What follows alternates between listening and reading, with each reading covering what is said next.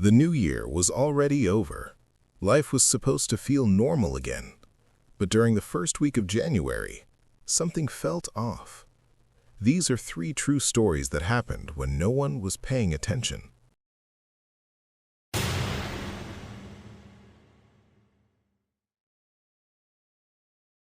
This happened on January 2nd, the day after New Year's. Most people were still on vacation, but I decided to go back to work early. I wanted things to feel normal again. My office building was technically open, but when I arrived just before 7 in the morning, the parking lot was almost empty.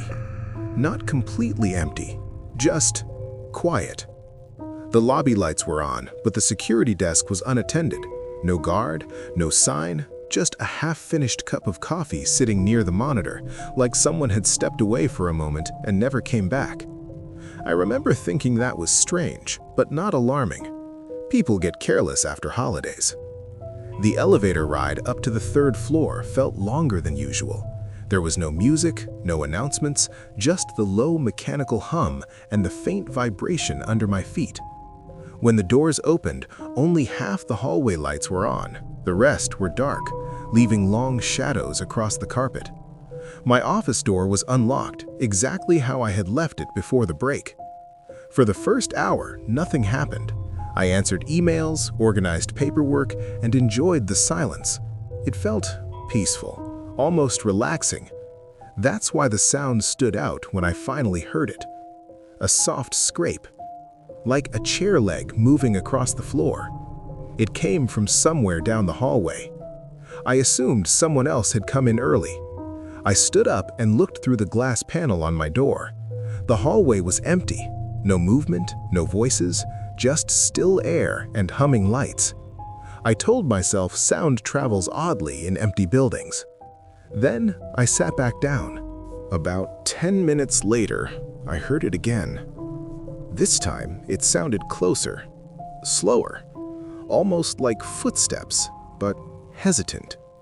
Each step had a pause, as if whoever was walking wasn't sure where they were going. I opened my office door and stepped into the hallway. "Hello?" I called out. My voice echoed farther than it should have. No one answered. I checked the nearest offices, all locked, all dark. That's when I noticed one of the hallway lights near the stairwell was off. I was sure it had been on earlier. I stood there, trying to remember if I had imagined it. While I was thinking, the light flickered once, then turned on. I didn't move. A few seconds passed. Then the next light flickered on, and the next. Slowly, one by one, moving in my direction. I went back into my office and closed the door. At exactly 9:03 a.m., my computer screen went black for a moment, then came back on. When it did, a security camera feed was open. I hadn't touched anything. I didn't even know how to access the cameras. The feed showed my hallway. At first, it looked empty. Then I noticed movement near the stairwell door. Someone was standing there, mostly out of frame. I could only see part of their shoulder and the side of their head. They weren't moving. The timestamp said the footage was live. I stared at the screen, waiting for them to step fully into view. They never did. Instead, they slowly leaned back, disappearing from the camera's angle. A moment later, I heard a knock on my office door. Just one knock. The knock came again, slightly firmer this time. I stayed completely still, barely breathing. After about a minute, I heard footsteps walking away. Slow, careful, heading toward the stairwell. I waited several minutes before opening the door. The hallway was empty.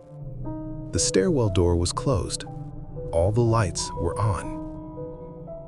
I packed my things and left immediately.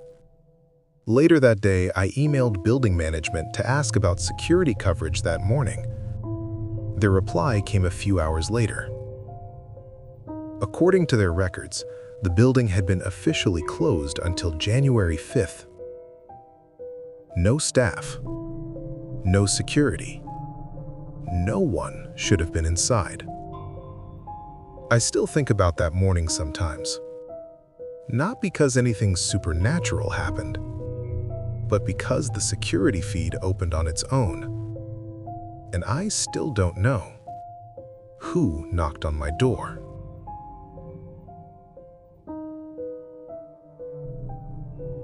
This happened on January 4th, late at night. I was driving back to my apartment after spending the holidays with my family. The drive usually took about 3 hours, and I left around 9, assuming the roads would be empty. They were. Too empty. For the first 40 minutes, I didn't pass a single car. No headlights, no taillights. Even the radio kept cutting in and out, so eventually I turned it off. The silence felt heavier without it. At around 10:10, I noticed a car parked on the shoulder of the highway. No hazard lights, engine off. As I passed, I saw someone sitting in the driver's seat. They were completely still. I slowed down without meaning to, just long enough to notice they weren't looking at their phone. They weren't looking at the road either. Their head was facing forward, unmoving. I told myself they were tired or waiting for help. Then I kept driving. 10 minutes later, I saw the car again. This time, it was parked near a closed rest area. Same position, same color, same shape. I checked my mirrors, convinced I must be mistaken, but the license plate was the same. I laughed quietly to myself and blamed exhaustion. The holidays had ruined my sleep schedule. My brain was filling in patterns that weren't there. I didn't stop. About 15 minutes later, I pulled into the last open gas station on my route. The place was dim, with only 2 pumps running. The store lights were on, but I couldn't see anyone inside. While the pump was filling my tank, I glanced toward the road. The car was there again, parked across the street, engine off, no lights, angled slightly toward the station. I stared longer this time, trying to catch any movement at all. There was none. I finished pumping gas faster than I needed to and got back into my car. As I pulled away, I checked my mirror. The car's headlights turned on, but it didn't move. For the next 20 minutes, the road behind me stayed empty. No headlights, no engine sounds. I started to relax, convincing myself the pattern had been coincidence. Then I saw headlights ahead of me. They were merging onto the highway from a side road. Same height, same spacing. The car settled into the lane and drove just below the speed limit. I stayed far behind it. The way it drove was perfect. No drifting, no adjustments, no hesitation on curves. It didn't signal when it changed lanes, but it didn't need to. It was always exactly where it should be. That's when I realized something else. I couldn't remember seeing the driver's head move. Not once. When the car exited the highway, I didn't follow it. I kept driving straight, my heart beating harder than I wanted to admit. I didn't see the car again. I reached my apartment close to midnight. The parking lot was almost empty. I sat in my car for a full minute before getting out, listening. Nothing. Inside, I locked the door and went straight to bed. I didn't check my phone, I didn't turn on the TV, I just wanted the night to be over.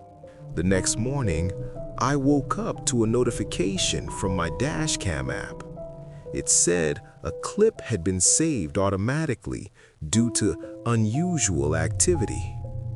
I didn't remember anything happening, but I opened the video anyway. The footage showed my car driving down the highway. Empty road, darkness on both sides. About halfway through the clip, the camera adjusted slightly, like something had reflected light directly into the lens.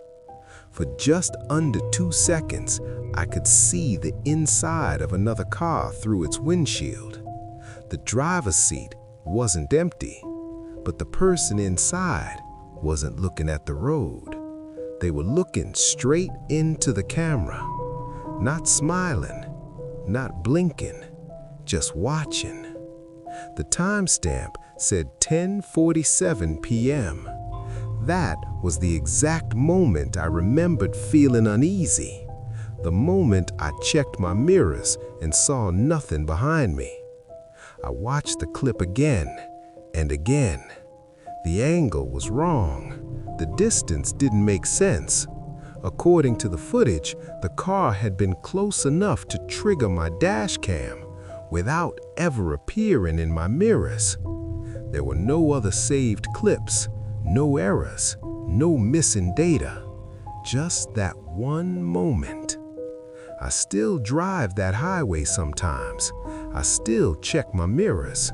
And sometimes, when the road is completely empty, I get the same feeling I had that night. Not that someone is following me, but that someone already knows exactly where I'm going.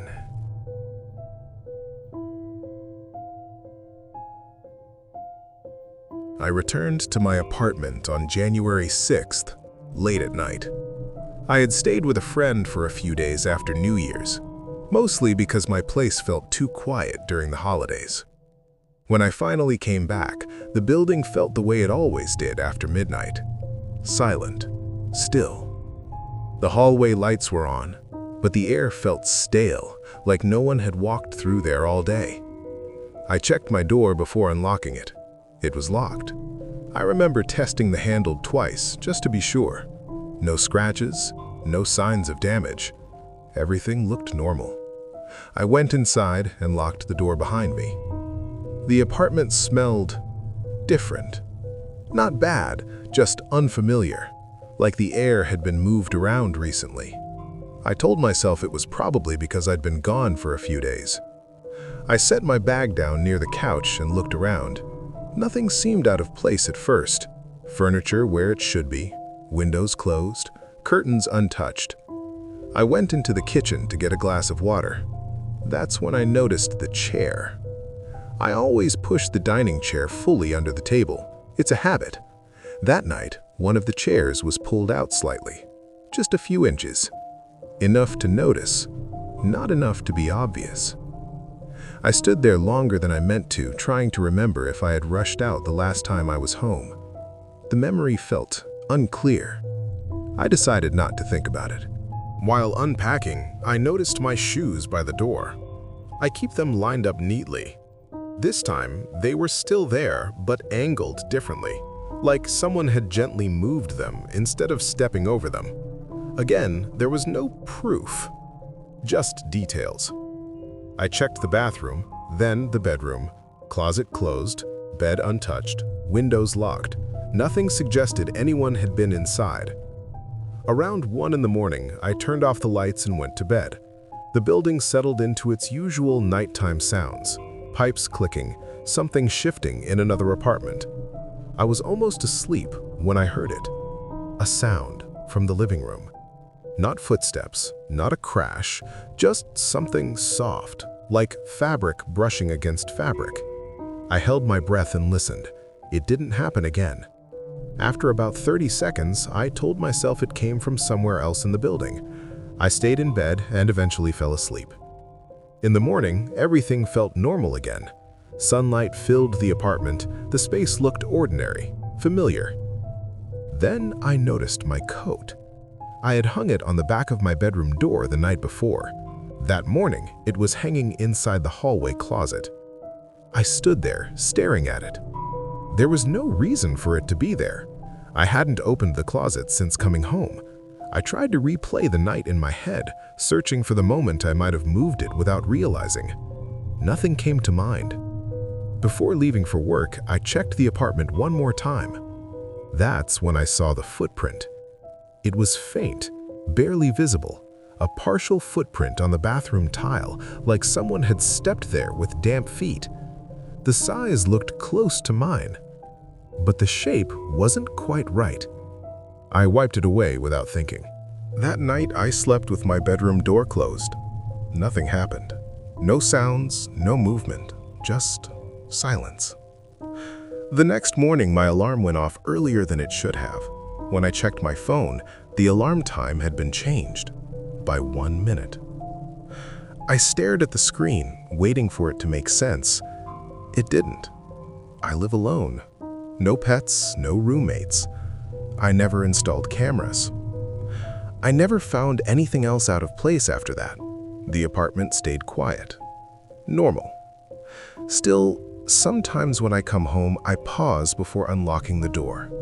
Not because I think someone is inside, but because part of me wonders if they've already left.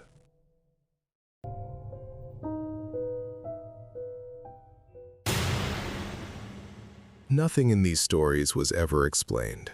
Just small moments that didn't feel right, and the quiet realization that some things are better left unnoticed.